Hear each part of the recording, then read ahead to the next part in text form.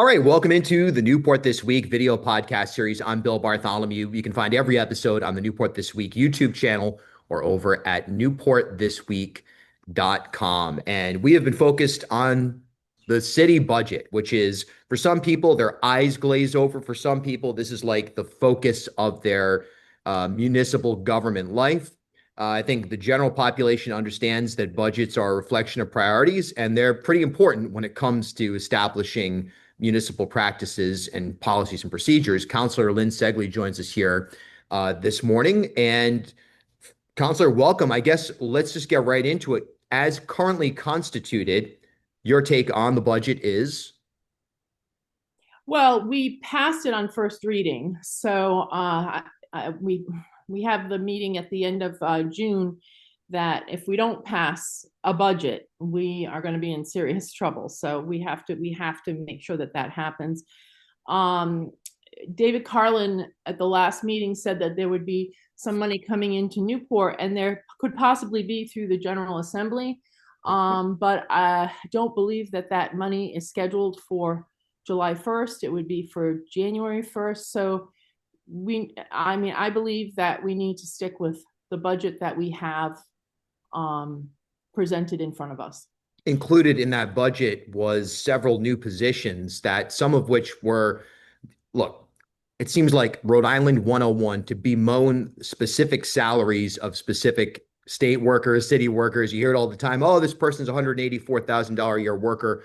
So there is that level of it. But at the same time, from a practical fiscal management standpoint, some of these positions did have pretty high salaries when compared to the median income of individuals and families in Newport. One position at $173,000. Your take on the introduction of these new potential positions, which would add well over $1 million to the But see, that is a bit of a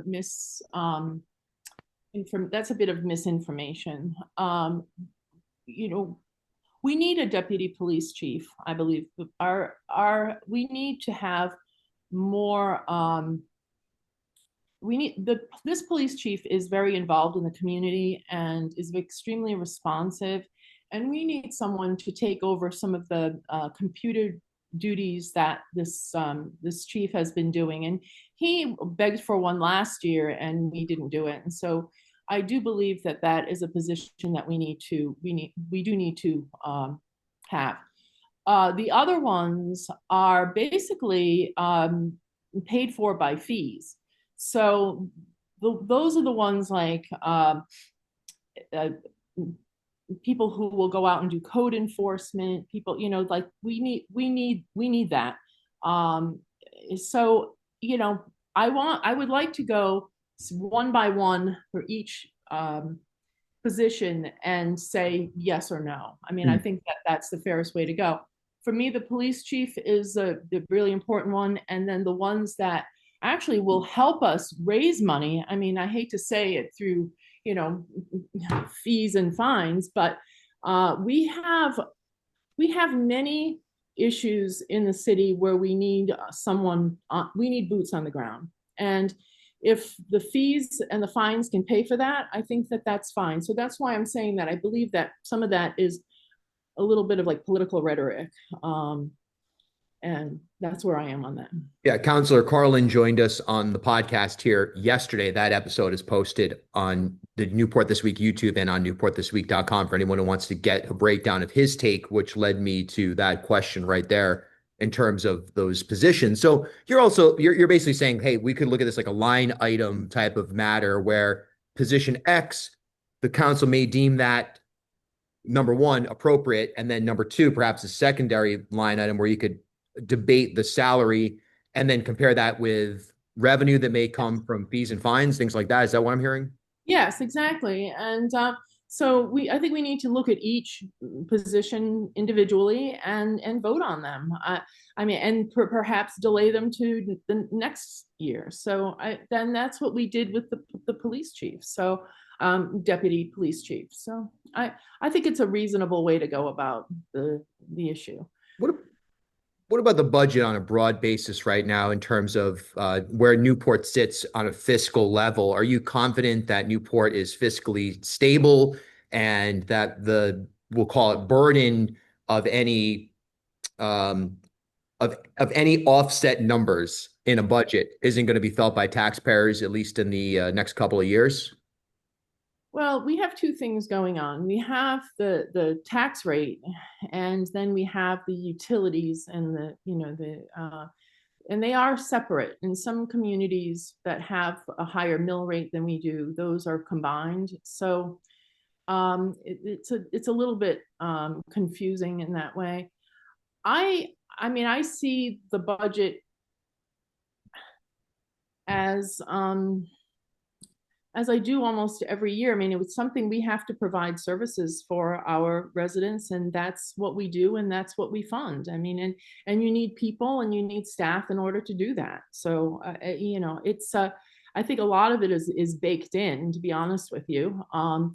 And then there are some things that, like, we looked at some civic support, which really amounts to a couple of cents per household when it comes to funding some of those civic groups. And um, so really the budget doesn't change much year to year, only because we need to provide those services.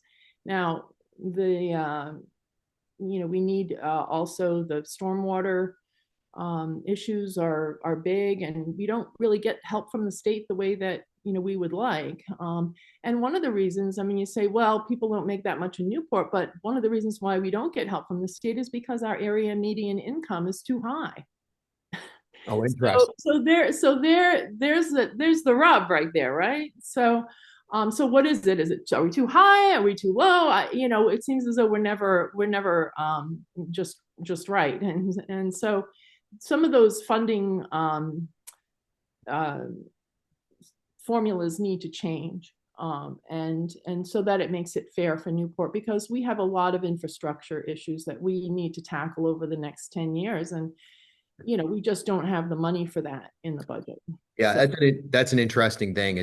I mean, Newport notoriously, in some cases, I don't think they're still there, but in modern times, wooden sewage pipes were, or water pipes were underneath the ground, part and parcel for an historic city. But it does raise an interesting point about funding formulas.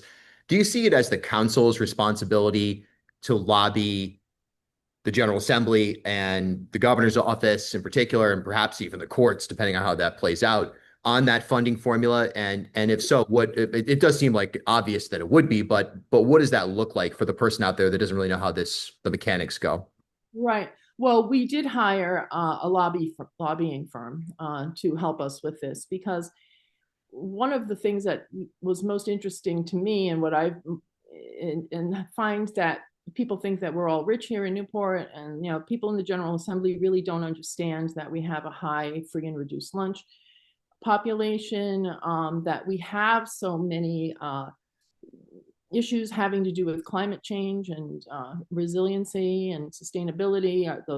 The water pipes, are old, and we also have problems with lead in our buildings. So, there's a lot going on there, and I do believe that one of the, that is a big push for the our lobbyists to help us send that message to the individual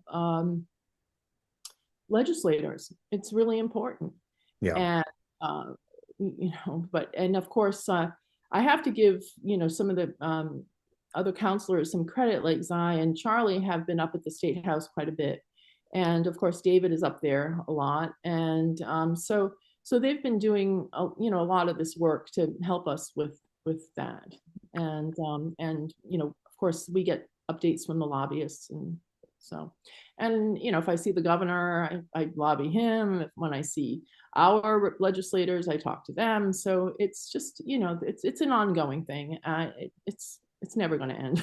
Yeah, I wonder if there is a We're going to Goldie, have enough money for all this right. stuff.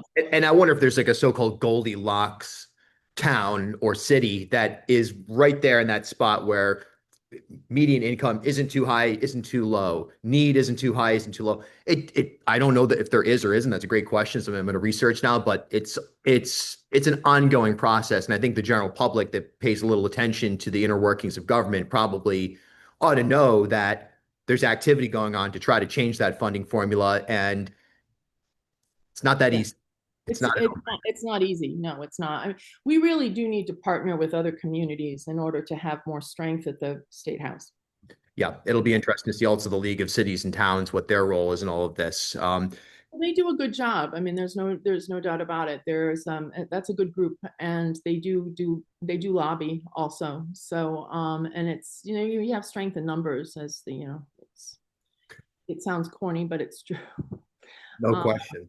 the other thing is that we discussed a lot at the last meeting was the school budget and what they need and how they're going to be laying off about 40 teachers. And, as far as I'm concerned, it's not up to the council to tell a duly elected group such as the school committee which positions they should or shouldn't have.